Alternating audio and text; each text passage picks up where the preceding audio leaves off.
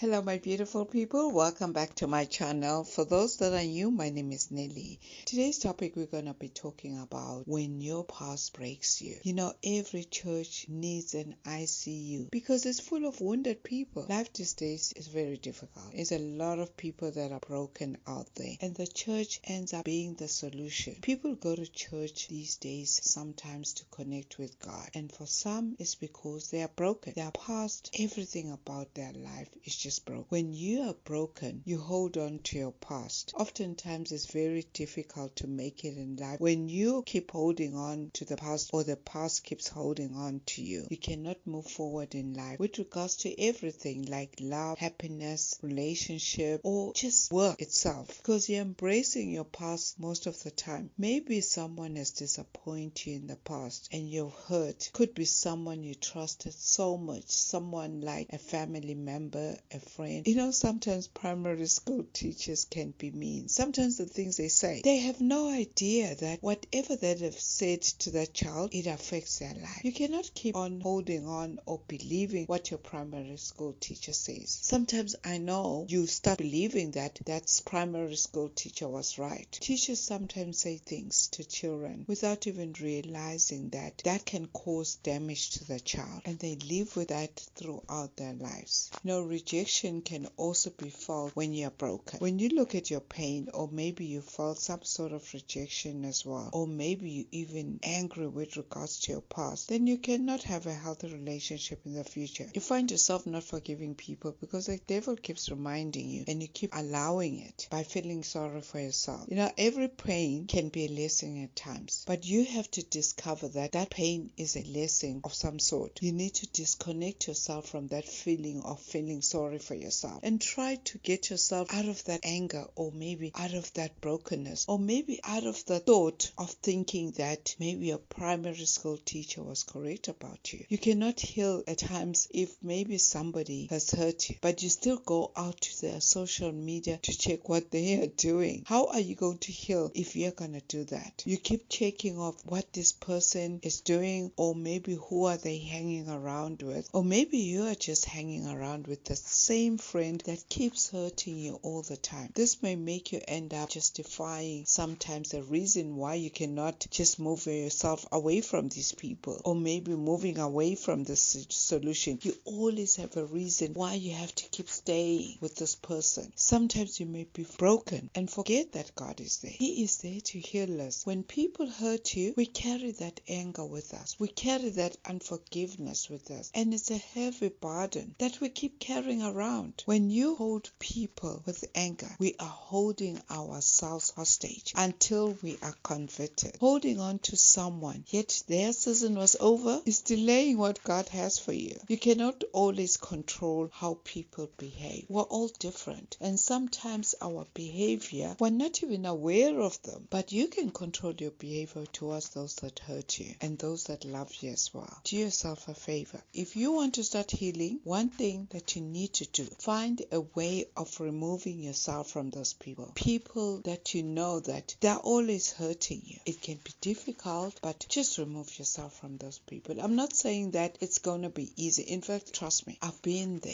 It took a couple of years for me to eventually be healed, but eventually you are going to be healed. At times when you don't see that person or the people that hurt you, it makes healing far much easier. If you are feeling that you need help, sometimes you need to just find someone that's neutral, that doesn't even know your story, and talk about it. Maybe they can listen. Someone that has the patience to listen to you, not someone that knows your story. If it's a family member or a friend, they will listen maybe eventually, but they'll get tired as well. Most of the time you're talking about it all the time like I did. You may not even be aware of that. So sometimes choose the right people that will listen to your story. Then you admit that it's possible to heal, because if you're not going to admit that it's possible to heal, it will take very long for you to heal. You may feel like it's going to take the longest time to heal. It's because the devil is also lying to you. The truth is, even though it won't be easy, admit that it's possible to heal and believe that it's possible. Take your pain to God and allow your thoughts not to feed you with wrong thoughts. But most of the time, we don't take our pain to God. Instead, we take our pain to the wrong friends that will pretend that like they're listening behind your back, they're just laughing at you. So take your pain to God and think about what could be different to avoid attracting the same kind of people. Maybe your past relationship, you had an abuser. So you need to think about it and search your heart. That why do you keep meeting the same kind? Sometimes it could be maybe your lack of